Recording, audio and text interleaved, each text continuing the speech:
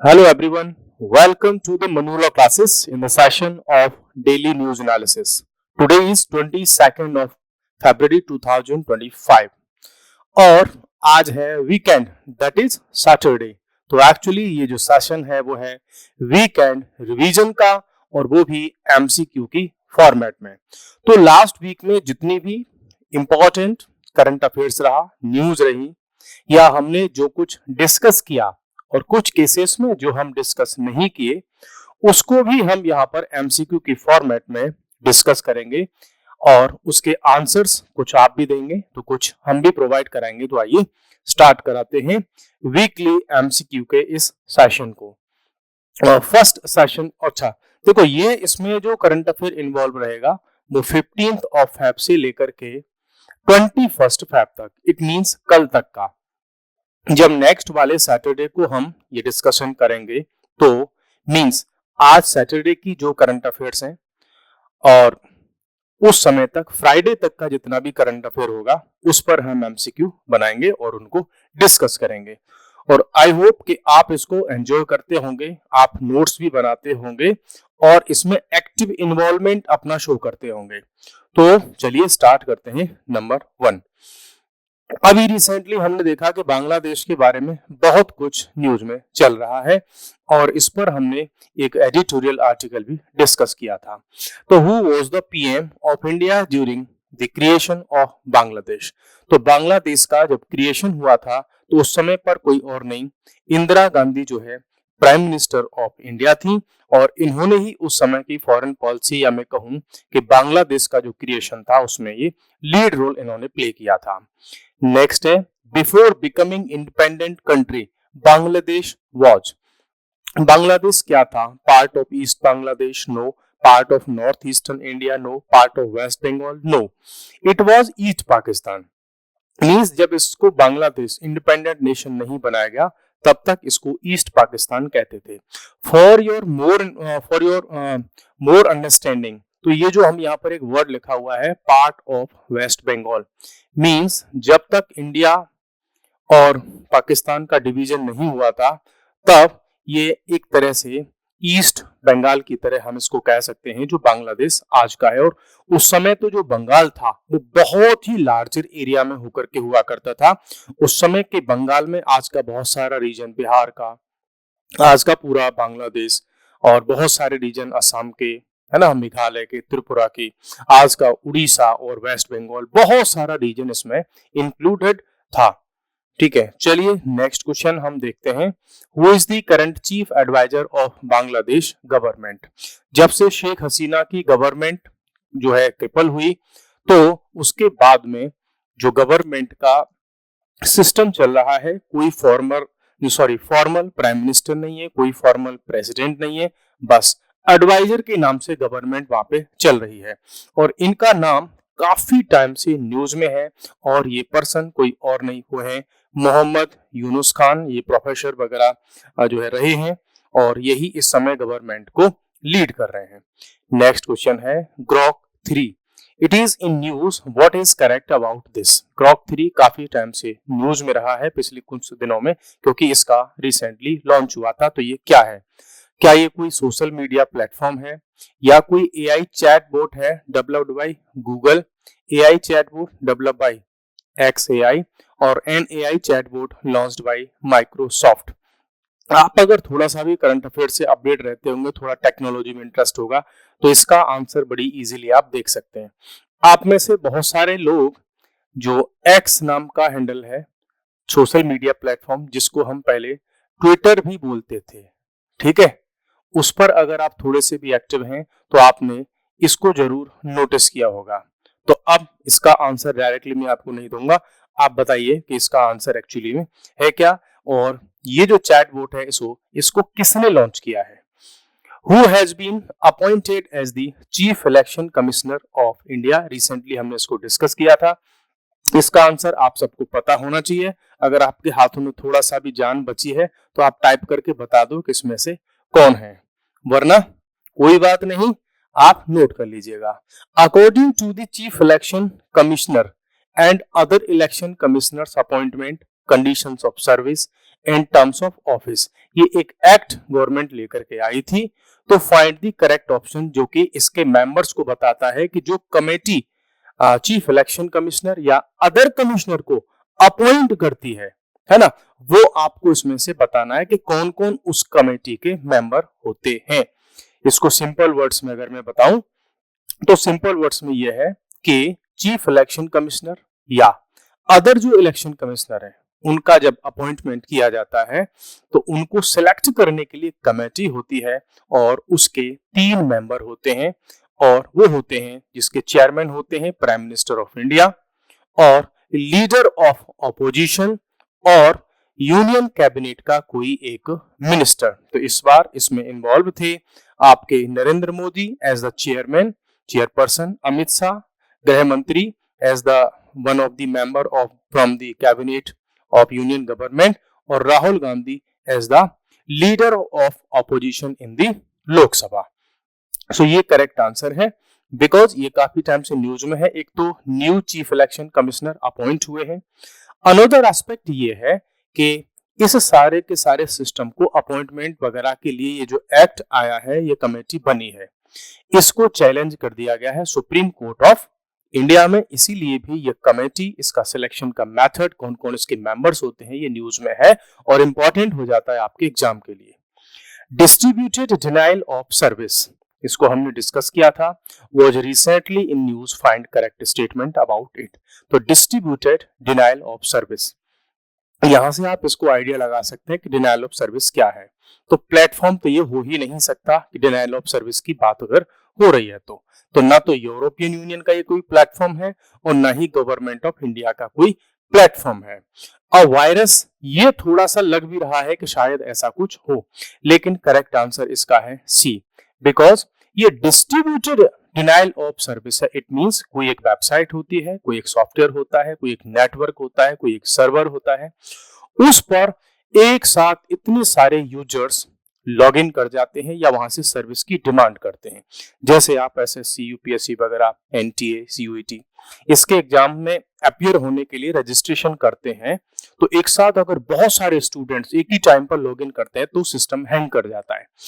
ऐसा ही सिस्टम होता है डिस्ट्रीब्यूटेड डिनाइल ऑफ सर्विस, बस अंतर ये होता है कि यहाँ पर ह्यूमन बीइंग न होकर के यहाँ पर होती है चैटबॉट टाइप की एआई, या मैं कहूँ वायरस की तरह से कोई ऐसा सिस्टम जो सॉफ्टवेयर हो सकता है, वायरस होता है। तो वो मल्टीपल प्लेसेस से अटैक करते हैं, इसीलिए उनका आईपी एड्रेस वगैरह भी ट्रैक कर पाना जो इन्वेस्टिगेशन एजेंसीज है उनके लिए इजी नहीं होता। So that is correct.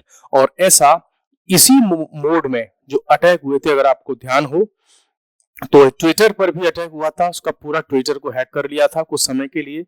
और साउथ इंडिया के एक गवर्नमेंट का पोर्टल है कावेरी 2.0, उसको भी हैक कर लिया गया था। माइक्रोसॉफ्ट का अपना एक सिस्टम है जिसका नाम है गिटहब, GITHUB, उसको भी इन्होंने हैक कर लिया था। अब अगर इनसे माइक्रोसॉफ्ट है ना, एलन मस्क का ट्विटर जिसको हम एक्स बोलते हैं, अगर वो सेफ नहीं है तो बाकी सिस्टम की तो फिर बात ही क्या है।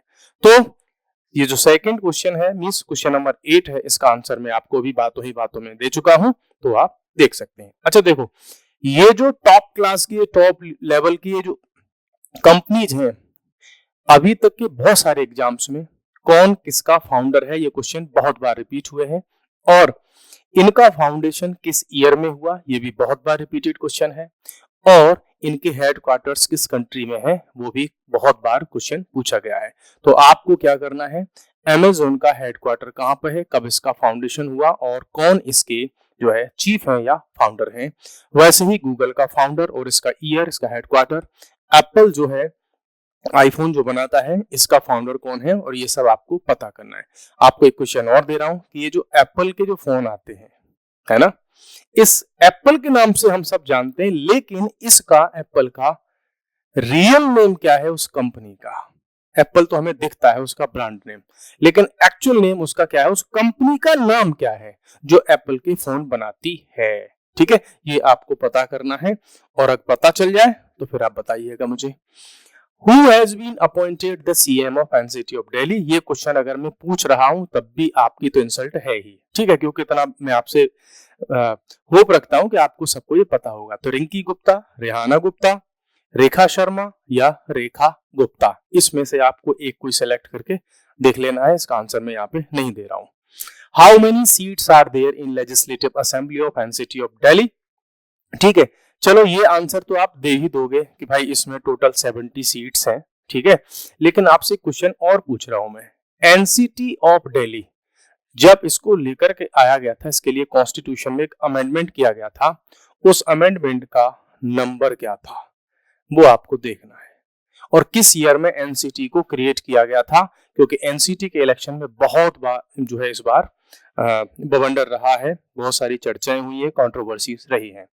बीजेपी ने इस बार गवर्नमेंट बनाई है आफ्टर 26-27 ईयर्स बाद, तो इसको कितनी सीट्स मिली है ये क्वेश्चन भी मैं आपके लिए छोड़ रहा हूं, आप सबको पता ही होगा कि टोटल इसमें कितनी सीट्स है। Who is the lieutenant governor of NCT of Delhi? कौन इसके गवर्नर हैं, है ना, ये आपको बता देना है। अच्छा, आप लोगों को कई बार लगता होगा मैं जैसे बार बार क्वेश्चन पूछता हूं कि बता दो कमेंट्स में, है ना, तो बहुत रेयर केस में कोई बच्चा होता है जो वहां पर एक्टिव अपना इन्वॉल्वमेंट शो करता है। वहां हमारा पर्पज कोई ये नहीं होता कि आप बता दोगे तो हमारी नॉलेज उससे इंक्रीज हो जाएगी। हमारा पर्पज ये होता है कि बच्चे वहां पर लिखे, उनका एक्टिव इन्वॉल्वमेंट दिखे। जब कोई चीज आप टाइप करोगे तो हमेशा के लिए परमानेंट वो सेव हो जाती है हमारी मेमोरी में।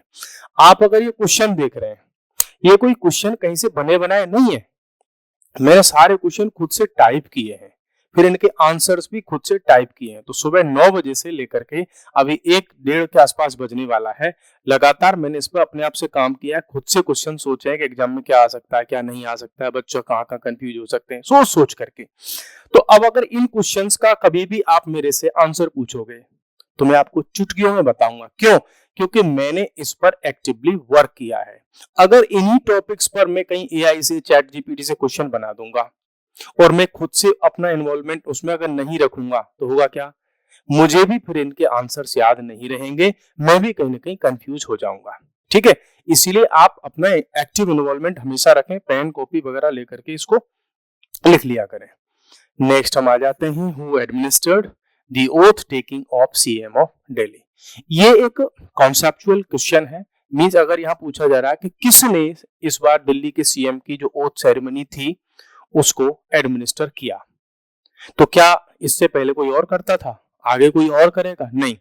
जब भी सीएम की ओथ टेकिंग होगी दिल्ली में तो उसको एडमिनिस्टर हमेशा करेंगे लेफ्टिनेंट गवर्नर। अदर जितने भी स्टेट्स होंगे उसमें इसको जो एडमिनिस्टर करते हैं तो वो करते हैं ओनली गवर्नर। जो एनसीटी है, चाहे वो मींस यूनियन टेरिटरी जितनी भी होंगी वहां पर लेफ्टिनेंट गवर्नर होता है, और अदर जो है फुल फ्लेज्ड स्टेट्स में गवर्नर होता है, वही इनकी जो ओथ टेकिंग सेरेमनी होती है उसको एडमिनिस्टर करते हैं। और प्राइम मिनिस्टर की ओथ टेकिंग सेरेमनी को प्रेसिडेंट ऑफ इंडिया एडमिनिस्टर करते हैं। चलिए नेक्स्ट हम चलते हैं। विच one of the following states does not share border with Myanmar? Myanmar के साथ में इनमें से कौन कौन बॉर्डर को शेयर नहीं करता? अभी 1-2 दिन पहले ही मैंने एक आर्टिकल डिस्कस किया था, म्यांमार और मणिपुर के साथ का जो रीजन है उसमें रिफ्यूजीज की प्रॉब्लम या वायलेंस की जो प्रॉब्लम वहां पे है उसको लेकर के हमने एक आर्टिकल डिस्कस किया था, द हिंदू का एक एडिटोरियल था। तो ये जो क्वेश्चंस बनाए हैं मैंने वो उसी के बेसिस पर बनाए हैं। तो क्वेश्चन मींस आर्टिकल तो हमने डिस्कस किया करंट अफेयर का, लेकिन आप कितना भी करंट अफेयर जो है रीड कर लो, अंडरस्टैंड कर लो, लेकिन अगर उसकी बेसिक आपको नहीं पता है एग्जामिनर आपको क्वेश्चन में वहीं फंसा लेगा, है ना। So which one of the following state does not share border with Myanmar? क्या अरुणाचल प्रदेश शेयर करता है बॉर्डर? अगर आप इस तरीके से ऐसे करके देखोगे तो ये आपका म्यांमार वाला रीजन है और इधर आपका इंडिया है। यहाँ इधर की तरफ जाओगे तो आपका बांग्लादेश है, ऊपर जाओगे तो आपका चाइना है। ठीक है, Arunachal Pradesh yes, Nagaland yes, Manipur yes, ये तीनों ही बॉर्डर शेयर करते हैं किसके साथ में? म्यांमार के साथ में।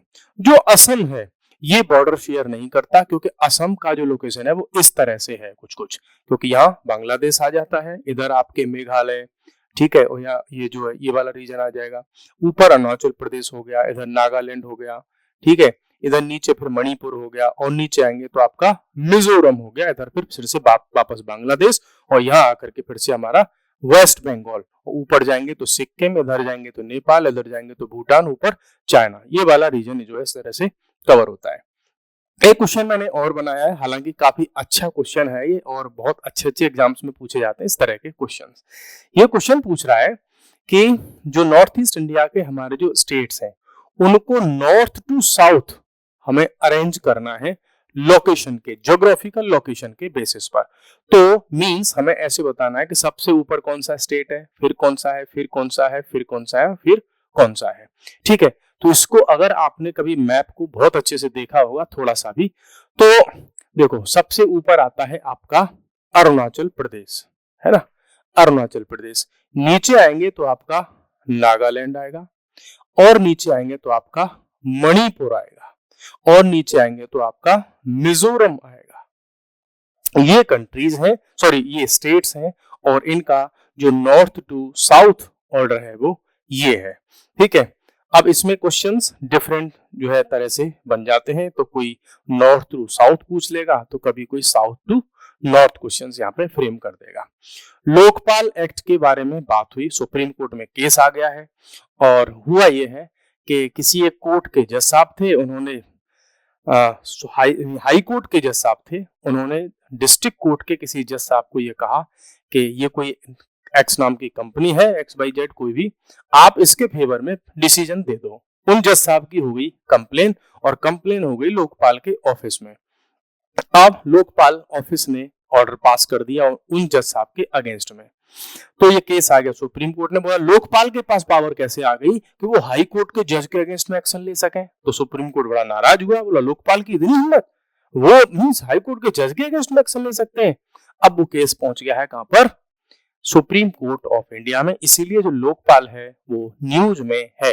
दूसरा कारण और क्या है इसका न्यूज में रहने का, केजरीवाल की गवर्नमेंट जो बनी थी उस समय पर इस लोकपाल की डिमांड का बहुत बड़ा रोल था उस समय गवर्नमेंट बनाने में। 2013-14 वाले समय की मैं बात कर रहा हूं, क्योंकि इनका जो डिमांड थी अन्ना हजारे के साथ में मिलकर के वो थी कि करप्शन के अगेंस्ट में कोई एक स्ट्रांग बॉडी होनी चाहिए, जो कोई मंत्री हो, आईएएस हो, आईपीएस हो, प्राइम मिनिस्टर हो, मुख्यमंत्री हो, सबके अगेंस्ट में एक्शन ले सके।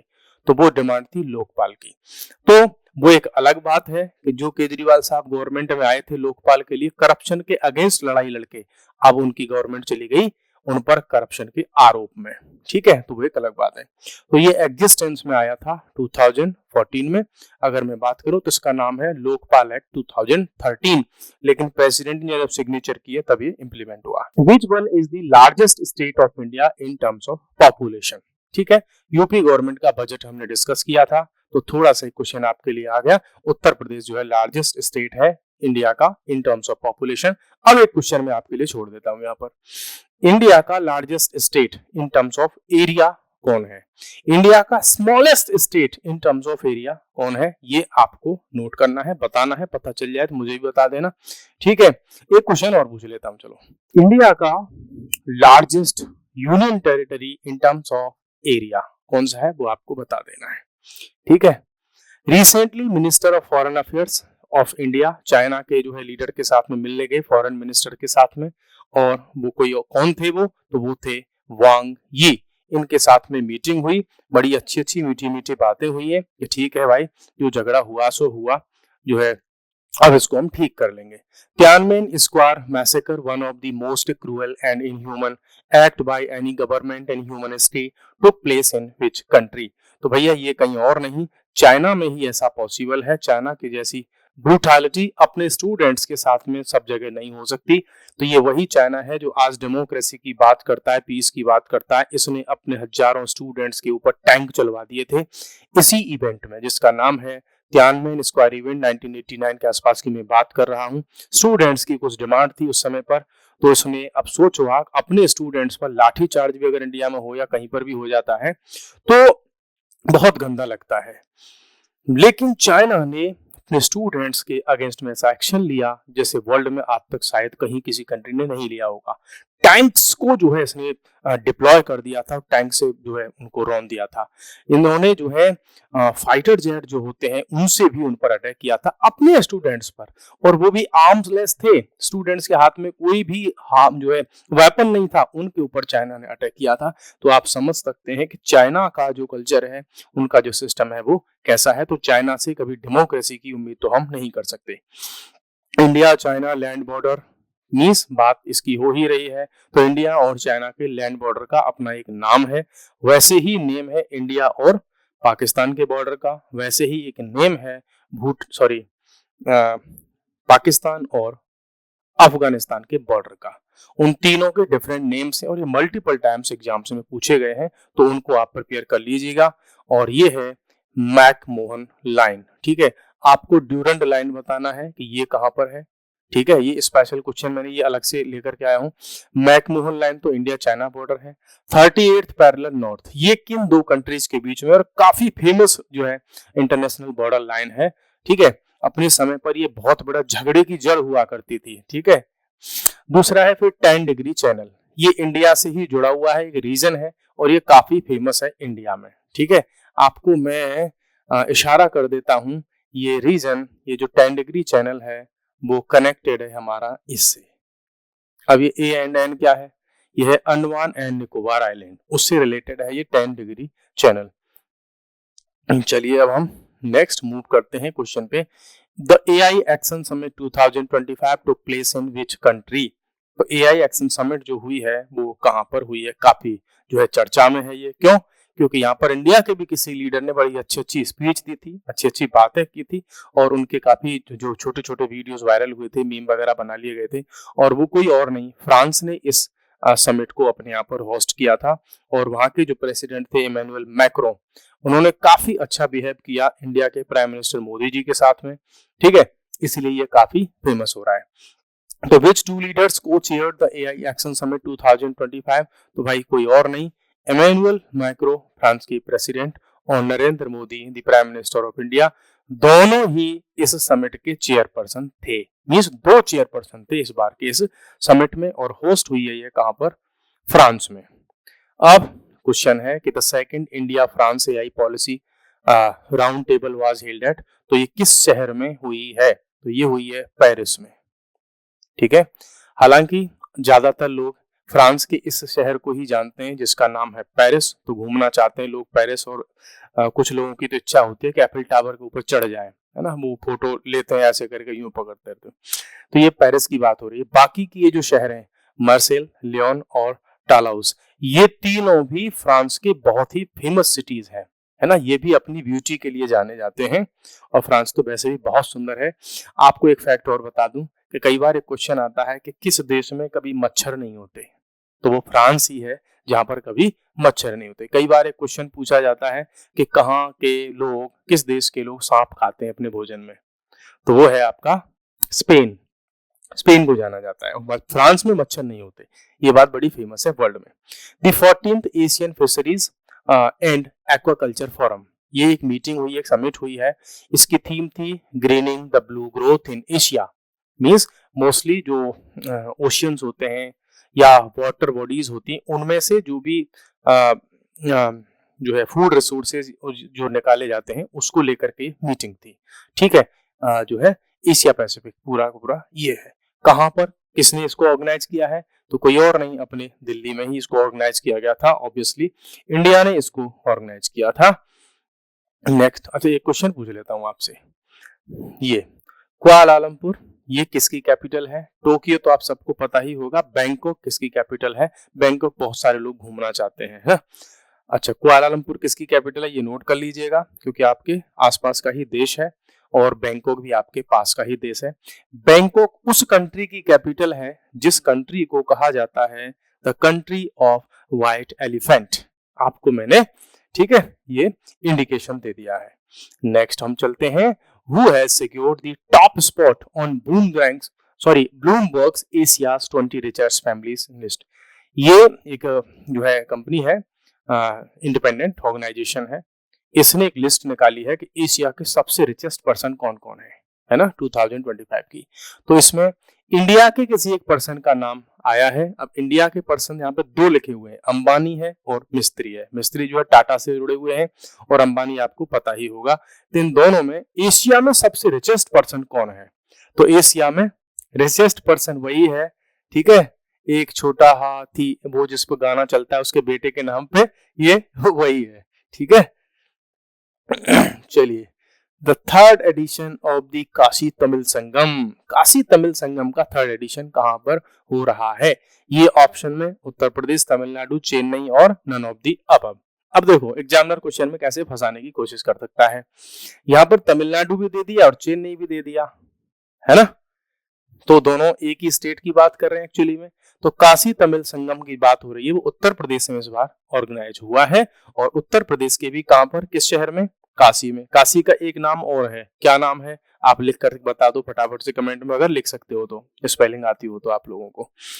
27, a highly respected Indian intellectual has written a powerful new book titled The New Icon, Savarkar and the Facts। ये बुक लिखी है तो भैया कौन है? इसको रिलीज भी हो चुकी है ये, है ना, और ये कोई और नहीं आपके हैं अरुण शौरी, इन्होंने इस बुक को लिखा है, काफी पॉपुलर हिस्टोरियन है।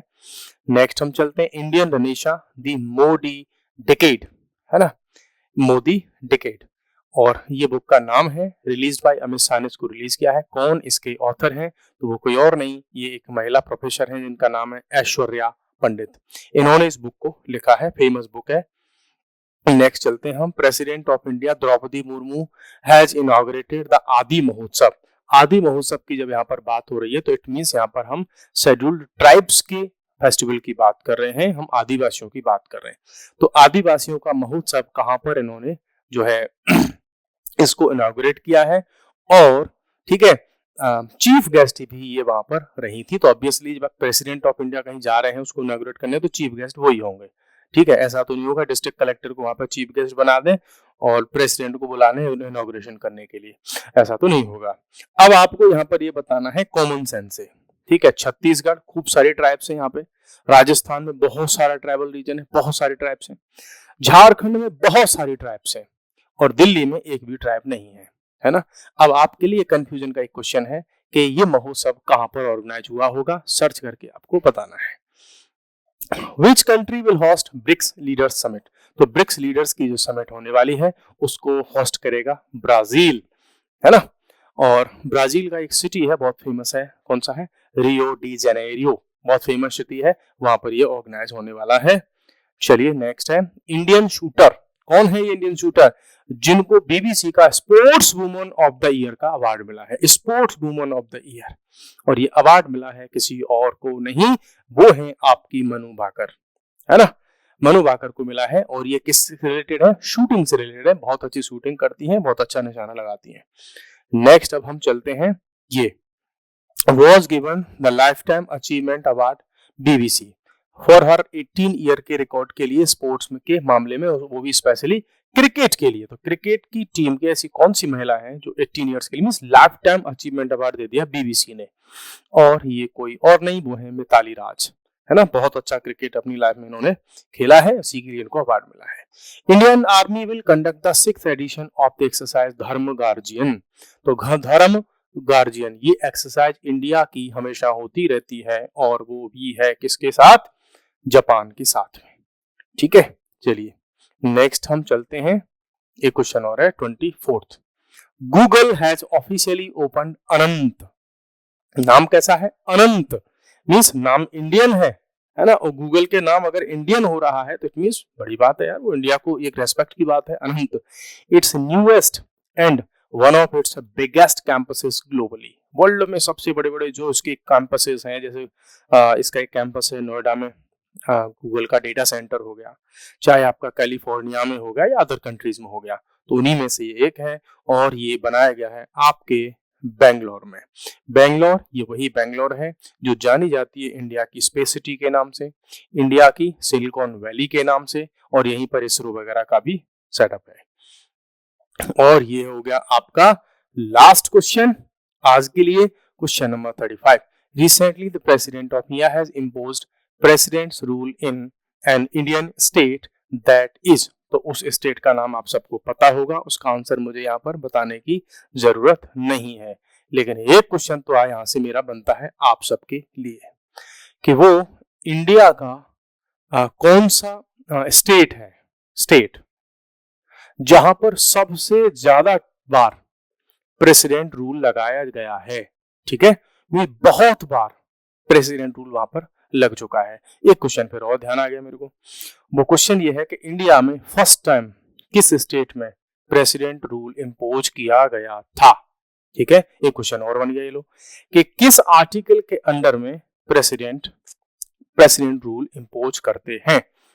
सो आज हमने टोटल 35 क्वेश्चन जो है डिस्कस कर लिए हैं यहाँ पर लास्ट वीक के बेसिस पर। मैं आपसे गारंटी ले रहा हूँ कि जितने क्वेश्चन मैंने आज डिस्कस किए और जितने क्वेश्चन आपसे पूछे हैं उनमें से एक भी सिंगल क्वेश्चन ऐसा नहीं है जो किसी एग्जाम में पूछा ना गया हो। हाँ, करंट के जो अभी रिसेंट करंट में ठीक है वो नहीं पूछे गए होंगे, लेकिन जो उससे स्टैटिक मैंने जो रिलेट करके आपको बताया है वो सारे के सारे क्वेश्चन डिफरेंट एग्जाम्स में पूछे जा चुके हैं। So guys, this was for today and we will meet again in another session with other important topics. So तब तक के लिए bye bye, take care, thank you very much.